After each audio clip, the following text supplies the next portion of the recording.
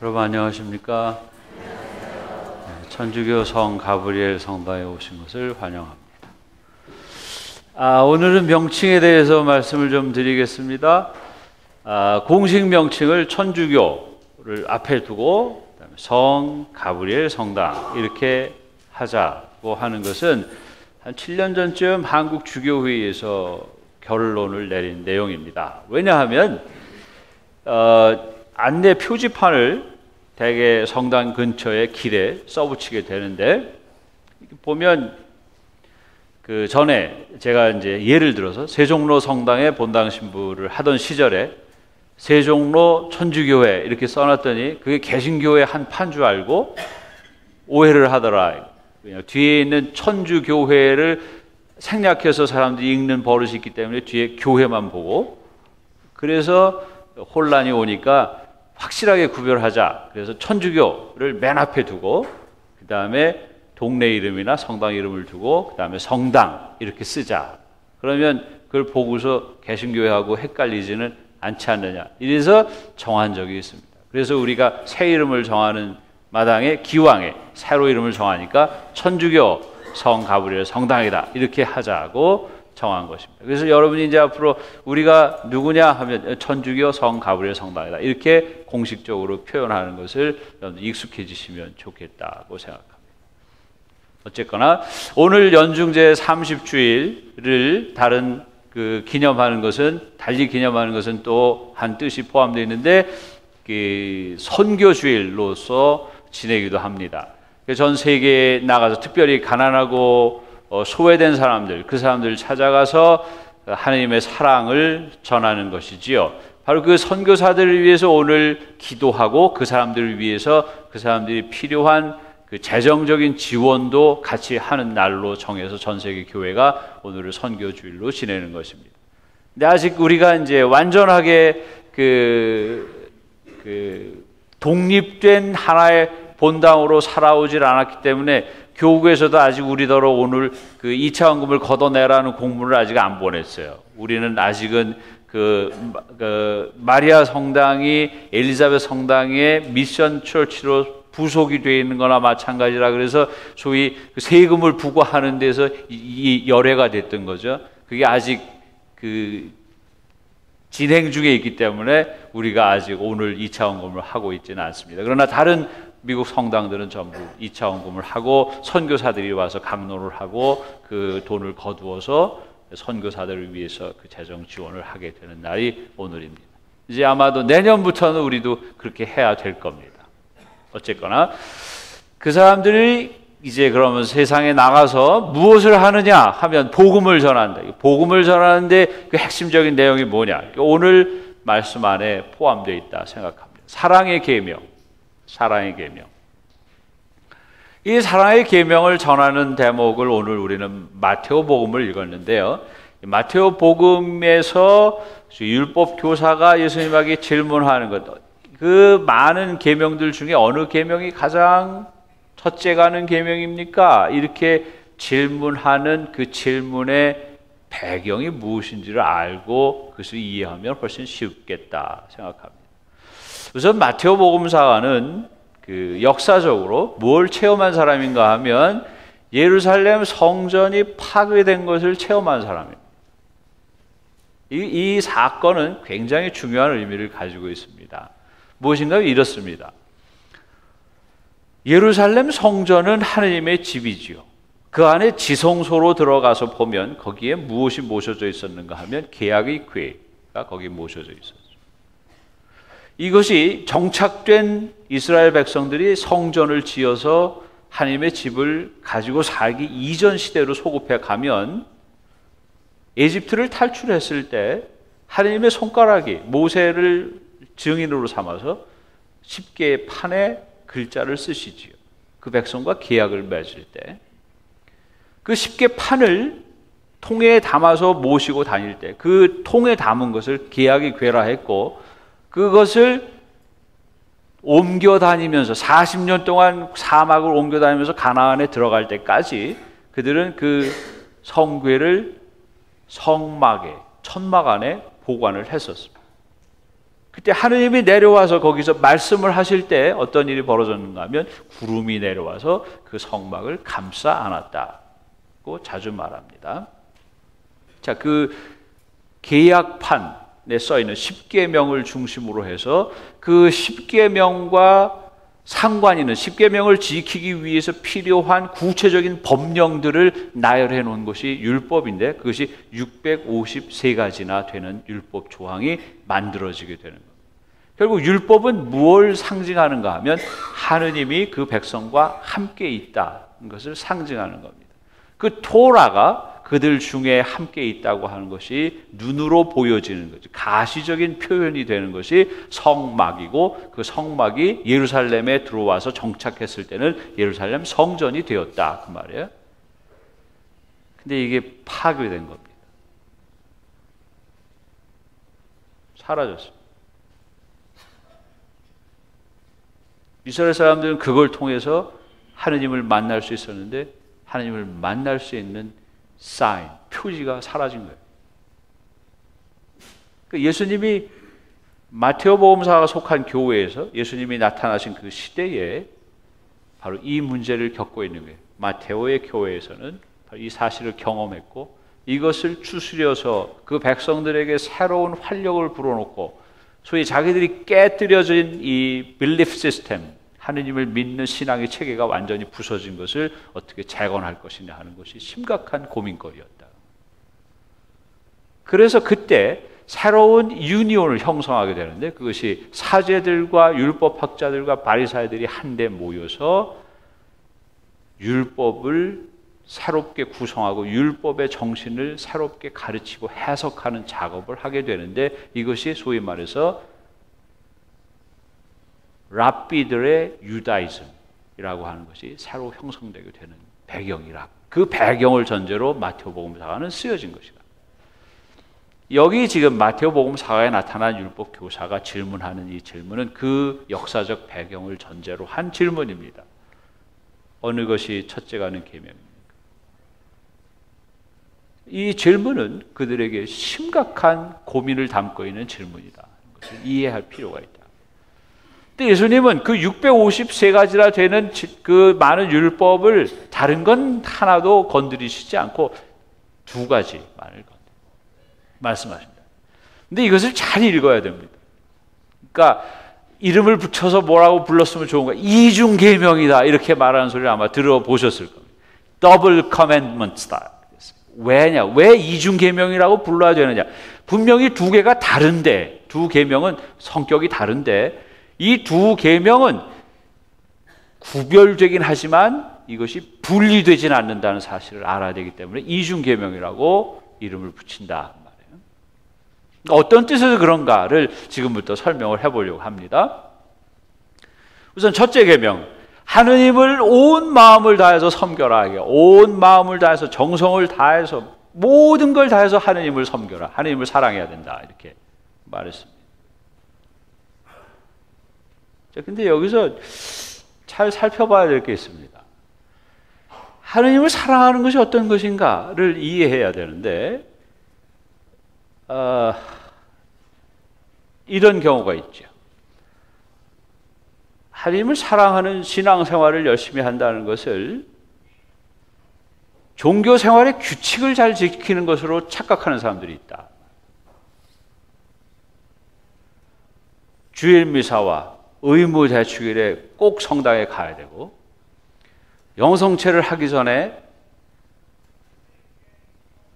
고해성사를 봐야 되고 그리고 레지오 마리아에 가서 활동 보고를 할 때 이건 해도 되고 이건 활동이 해당이 되지 않고 이런 걸 잘 알고 성모의 활동을 하는데 우리 주방을 사용하는데도 여자들이 규칙이 있잖아요. 냉장고를 열 때 거기 물건을 쌀 때 어떻게 넣어야 되는지 잘 모르면 욕 먹죠. 그러니까 욕 안 먹기 위해서 어떻게 해야 되는지 너무 잘 알아요. 사람들 속에서. 자, 문제는 그렇게 규칙을 잘 지키고 잘 아는 사람이 성당에서 모처럼 만난 형제나 자매를 향해서 하는 말에 혀에 독이 묻어 있어요.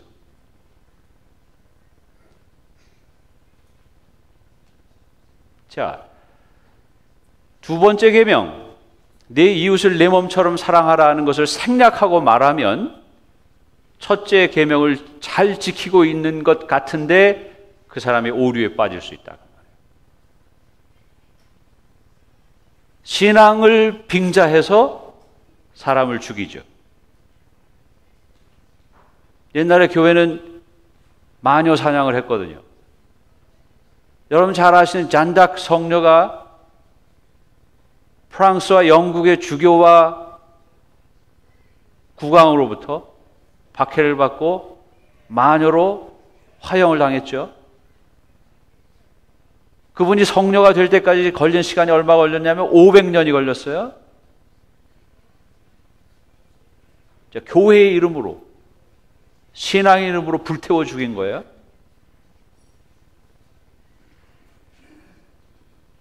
자, 그러니 이중계명이라는 사실을 이해하지 못하면 얼마나 심각한 오류가 있을 수 있는가 보게 되지 않습니까?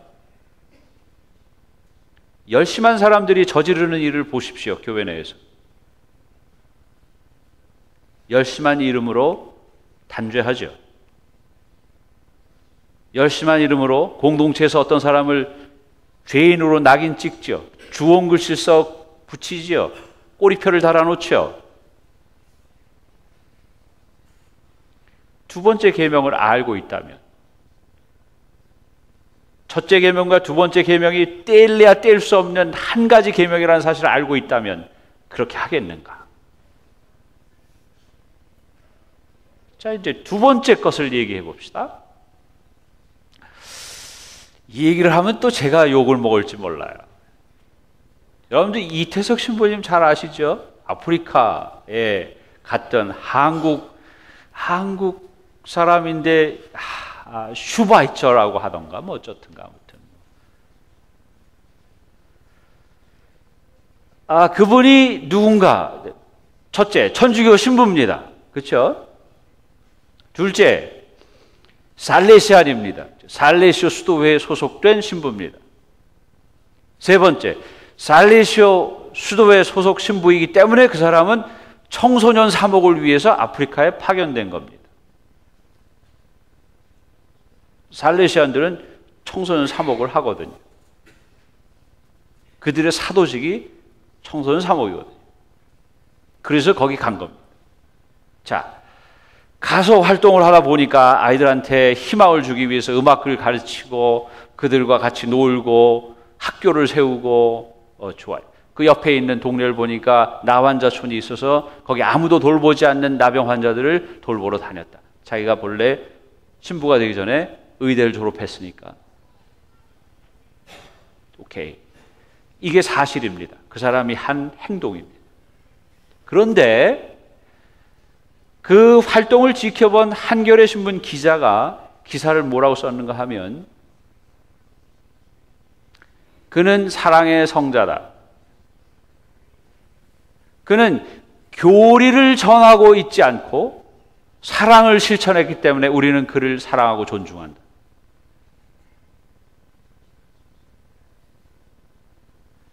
만약에 그 말에 본인이 동의했다면 그 사람은 신부가 아니죠.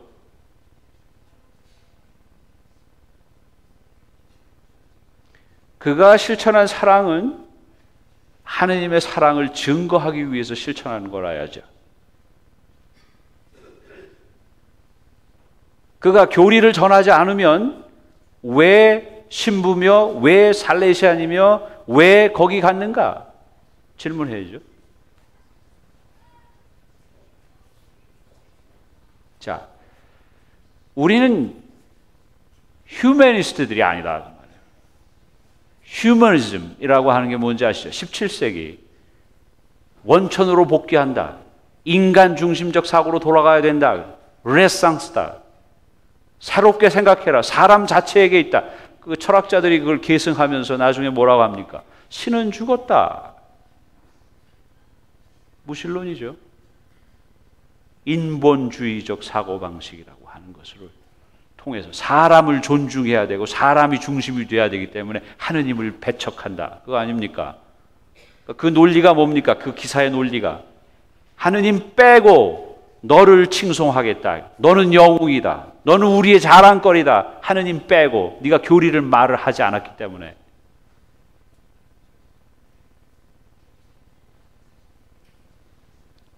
그거에 동의하십니까, 여러분? 사랑을 실천하면 됐지?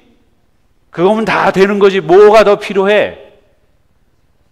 그래서 불교 중들하고 천주교 신부들하고 개신교 목사들하고 도교의 선사들하고 다 모여서 새로운 종교를 만들자고요? 범신론적 무신론. 모든 것이 다 똑같은 하나님이시다. 아니죠. 아니죠. 그런 걸 접하셨을 때 아니다 라고 말씀하셔야죠. 자, 사랑을 실천한다? 왜 하느냐? 첫째 계명과 분리된 인간 사랑은 의미가 없다. 우리에게는 예수 그리스도에게서 배운 사람들한테는 그렇게 인간끼리 주고받는 사랑은 의미가 없다. 분명하게 선언하셔야죠. 여러분이 누구를 사랑한다? 왜? 네가 갖고 있는 이유 때문에? 내가 가지고 있는 이유 때문에? 아니고 하나님께서 나더러 그렇게 하라고 하셨기 때문에 나는 하나님의 사랑을 이 행동을 통해서 보여주어야 되기 때문에 나는 너를 사랑한다. 오늘 일독서를 보십시오. 하나님께서 그들에게 말씀하십니다. 이방인들, 과부들, 고아들을 핍박하지 마라. 왜? 너희들의 조상들도 이방인이었다. 종노릇할 때. 만약에 너희들이 그들을 핍박해서 핍박받는 그들이 나한테 소리 지르면 내가 그들의 목소리를 듣는다. 그러면 나는 칼을 들고 가서 너를 죽여버리겠다. 그래서 너를 죽이고 네 아내를 과부를 만들고 네 새끼들을 고아로 만들겠다. 내 이름이 자비다. 왜냐? 그분은 자비와 사랑으로 언제든지 세상에서 제멋대로 하는 사람들에 의해서 찌그러진, 그래서 오갈 데 없고 버려진 그 낮아진 사람, 그 사람 편을 하나님은 들므로써 정의를 이루신다. 하나님의 정의는 자비예요. 그래서 하나님의 자비는 분배 정의가 아니에요. 따져서 의롭고 죄 없음을 주장하고 해서 하는 자비가 아니에요. 정의가 아니에요. 그분의 자비는, 그분의 정의는 자비예요. 기울어지는 거예요. 그분은 더하기 빼기를 하시는 게 아니에요. 그분은 당신 말고 그 누구에게도 의지할 수 없는 사람 편을 먼저 드시는 분이에요. 그래서 그분이 낮아진 사람이 외치는 소리를 못 들으실 수 없다. 그 소리를 먼저 들으신다. 그래서 두 번째 계명이 붙어 있는 거예요. 내 이웃을 내 몸처럼 사랑해. 그래서 하느님을 사랑하는 것은 무엇과 상관이 있는가? 그들이 경험한 출애굽 사건과 상관이다.